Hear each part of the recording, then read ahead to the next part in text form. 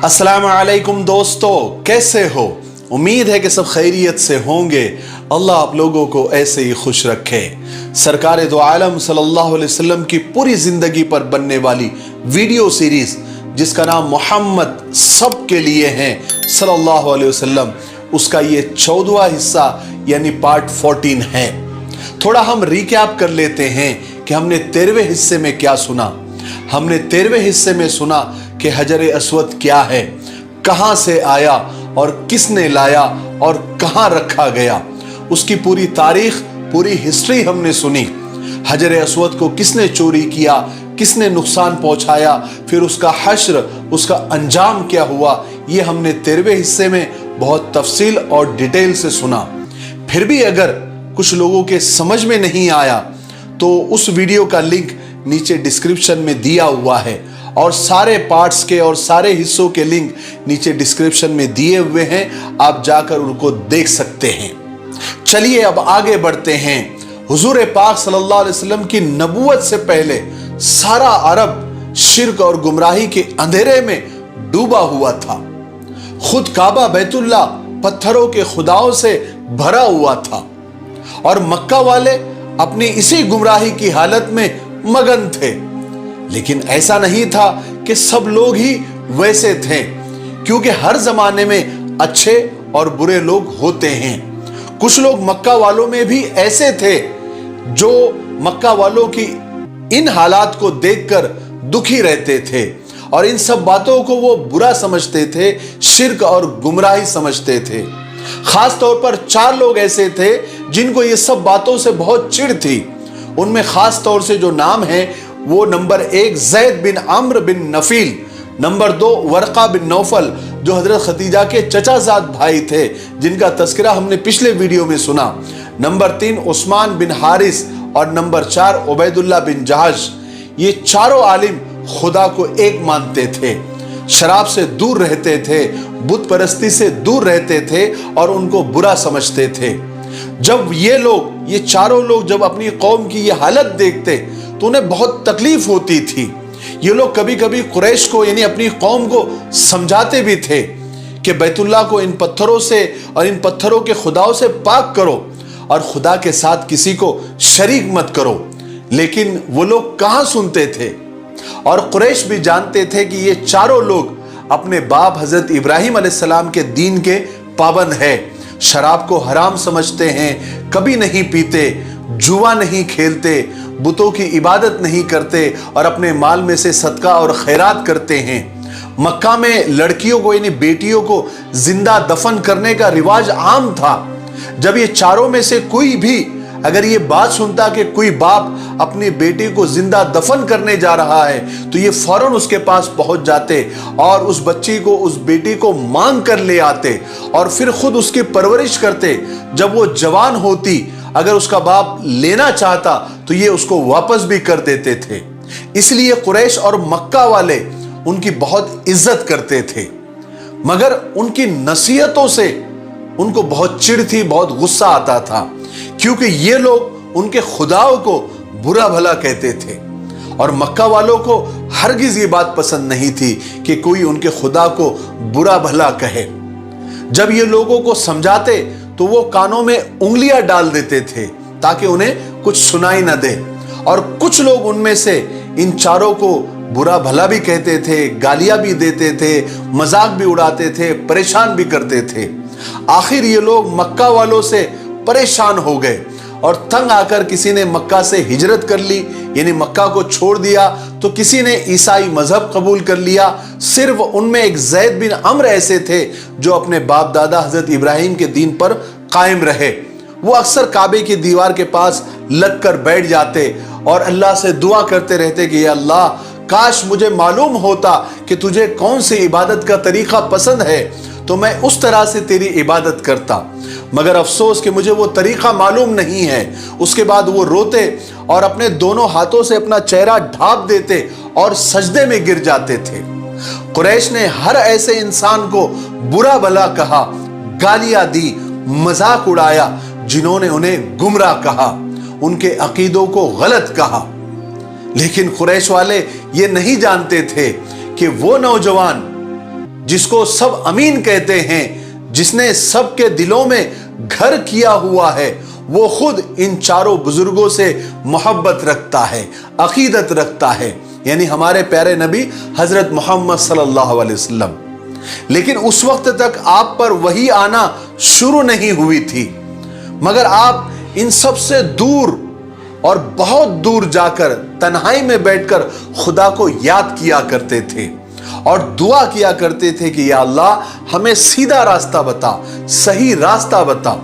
اور وہ جگہ جہاں پر تنہائی میں بیٹھ کر حضور اللہ کی عبادت کیا کرتے تھے، وہ مکہ سے کچھ دور تقریباً 11-12 کلومیٹر کے دوری پر ایک پہاڑ ہے جبل نور، اس میں ایک غار ہے جس کا نام حرا تھا۔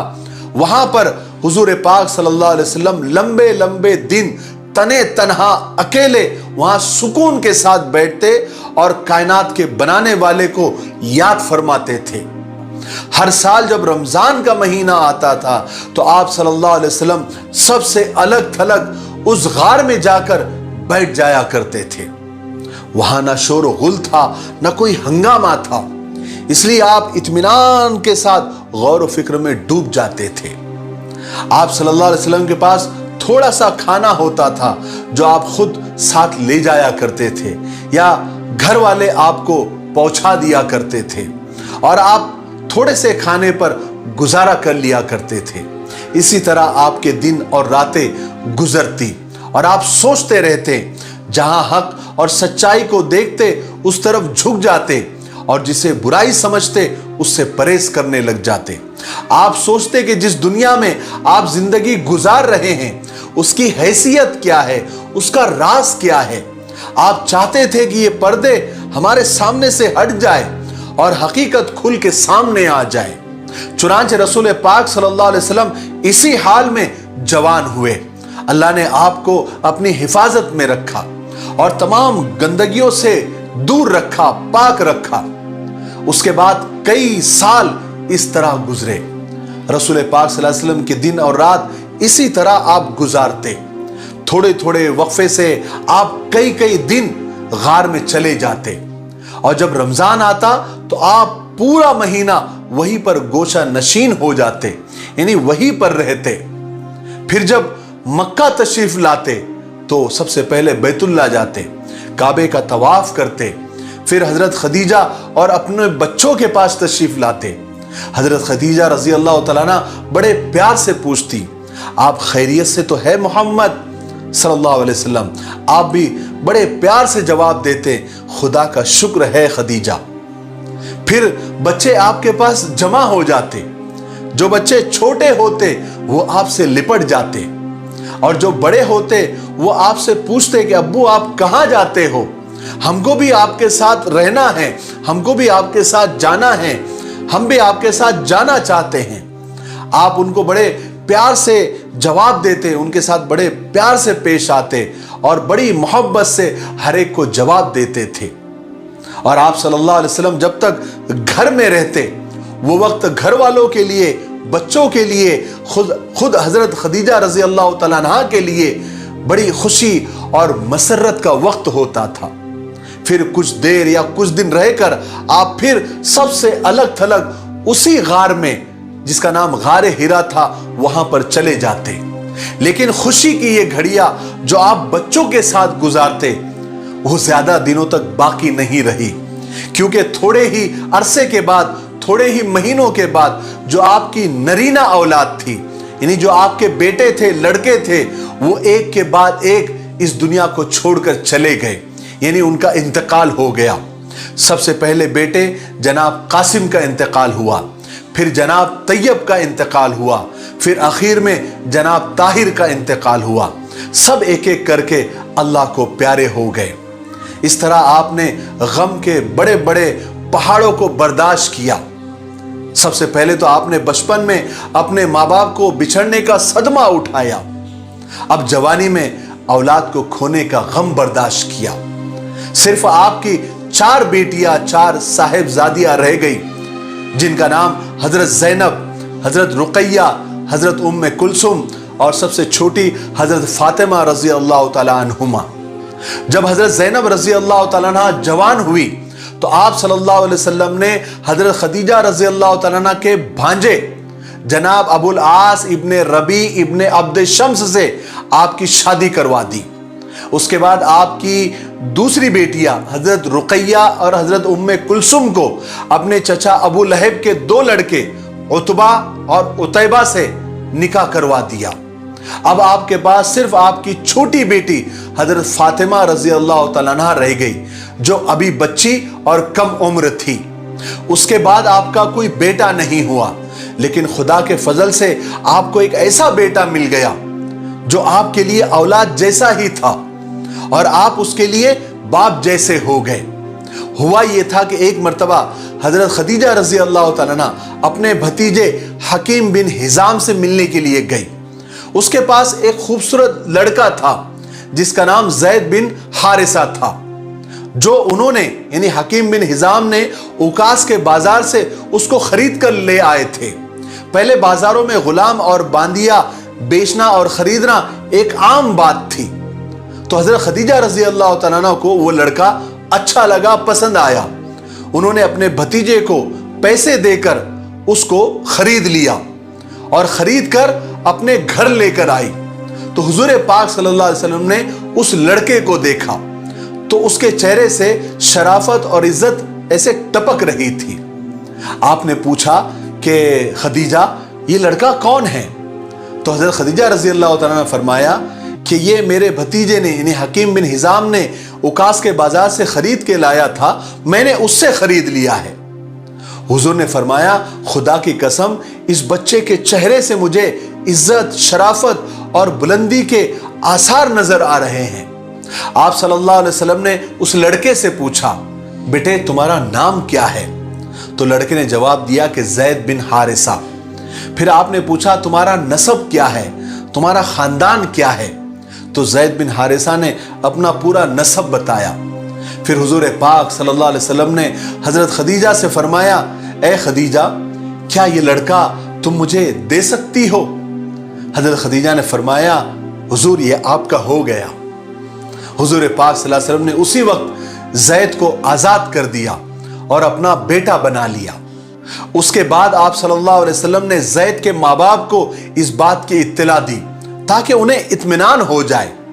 اس کے کچھ ہی دنوں کے بعد زید کے والد اور چچا حضور کے پاس آ گئے اور آپ سے کہا کہ ہم زید کو لینے کے لیے آئے ہیں، آپ زید کو ہمیں دے دیجئے۔ آپ نے فرمایا اس کے علاوہ کوئی آپشن ہے، کوئی اور شکل، کوئی اور صورت ہے؟ تو انہوں نے پوچھا کہ وہ کیا ہے؟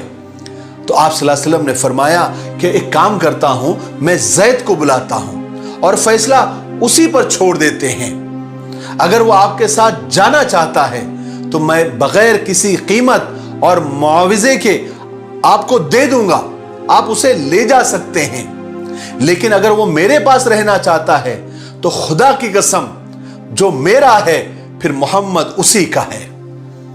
انہوں نے کہا ان کو یہ بات پسند آئی، انہوں نے کہا کہ آپ نے تو انصاف سے بڑھ کر بھی زیادہ انصاف کی بات کی ہے۔ چنانچہ رسول پاک صلی اللہ علیہ وسلم نے حضرت زید کو بلایا اور فرمایا کہ زید میں تمہیں اختیار دیتا ہوں، چاہو تو ان کے ساتھ چلے جاؤ، چاہو تو میرے پاس رہو۔ حضرت زید نے جواب دیا کہ میں نہیں جانا چاہتا، میں آپ ہی کے ساتھ رہنا چاہتا ہوں۔ زید کے باپ حارثہ کو غصہ آ گیا، انہوں نے زید کو ڈانٹ کر کہا کہ تم اپنے ماں باپ کے مقابلے اور اپنی قوم کے مقابلے غلامی کو پسند کرتے ہو؟ تو حضرت زید نے رسول پاک صلی اللہ علیہ وسلم کی طرف اشارہ کر کے فرمایا کہ انہوں نے مجھے غلام بنا کر نہیں رکھا ہے، بلکہ میں خود اپنے دل سے ان کے سائے میں پوری زندگی بتانا چاہتا ہوں۔ سبحان اللہ۔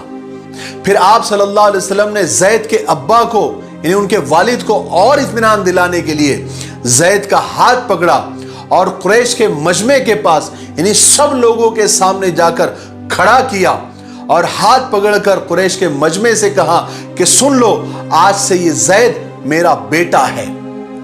یہ سن کر حارثہ کو یعنی زید کے ابا کو اطمینان ہو گیا اور وہ زید کو چھوڑ کر واپس اپنے علاقے میں چلے گئے۔ उसके बाद मक्का में एक बहुत बड़ा कहत और दुष्काल पड़ा। चूंकि अबू तालिब की बहुत सारी औलादें थी और अबू तालिब कोई मालदार आदमी भी नहीं थे, मुफलिस और गरीब थे, तो कहीं चचा इस दुष्काल से, इस कहत साली से परेशान ना हो जाए, इस वजह से आप सल्लल्लाहु अलैहि वसल्लम अपने दूसरे चचा हजरत अब्बास के पास गए। ये चचा बनी हाशिम में बहुत मालदार थे।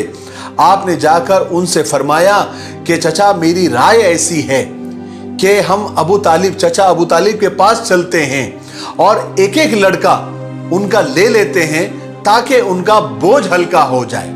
तो हजरत अब्बास को आपकी राय पसंद आई।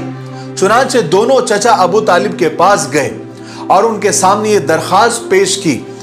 तो अबू तालिब ने कहा कि आपकी राय अच्छी है, उसके लिए शुक्रिया, लेकिन मेरा जो बेटा अकील है, इसके अलावा आप जो चाहो, जिसको चाहो आप ले जा सकते हैं। यह सुनकर हजरत अब्बास ने जाफर को ले लिया और रसूल पाक सल्लल्लाहु अलैहि वसल्लम ने हजरत अली रजी अल्लाह तआला अन्हु को ले लिया। उसके बाद आप सल्लल्लाहु अलैहि वसल्लम हजरत अली रजी अल्लाह तआला अन्हु के साथ जैसे बहुत ज्यादा शफकत का मामला करते, यानी बाप जैसा प्यार करते, बाप जैसी मोहब्बत करते। और हजरत अली रजी अल्लाह तआला अन्हु भी आपके साथ एक फर्माबरदार बेटे की तरह रहते और वैसा ही सलूक करते। और आपको तो पता होगा हजरत अली रजी अल्लाह तआला अन्हु चचा अबू तालिब के बेटे थे। आज के लिए इतना काफी है, इसलिए आज यहीं पर रुक जाते हैं क्योंकि वीडियो ज्यादा लंबा हो रहा है। आगे के वीडियो में यानी 15वें हिस्से में पार्ट 15 में हम नबूवत का वाकया और वही नाजिल होने का और हजरत जिब्राइल से मुलाकात का और क्या क्या अजीब वाकयात हुए वो हम 15वें हिस्से में इंशाअल्लाह सुनेंगे। तब तक थोड़ा इंतजार करें, आप अपने वादे पर कायम रहें। इन सीरीज के वीडियो को आप ज्यादा से ज्यादा शेयर करें ताकि आप सल्लल्लाहु अलैहि वसल्लम की जिंदगी की जो मालूमात है, सीरत मुबारका है, ये ज्यादा से ज्यादा लोगों तक पहुंचे और आपके लिए सदक़े जारिया बने। मुझे उम्मीद है कि आप ऐसा ही करेंगे। मेरे लिए, पूरी उम्मत के लिए और पूरी इंसानियत के लिए खैर और भलाई की दुआ करते रहें। अस्सलामु अलैकुम व रहमतुल्लाहि व बरकातुहू।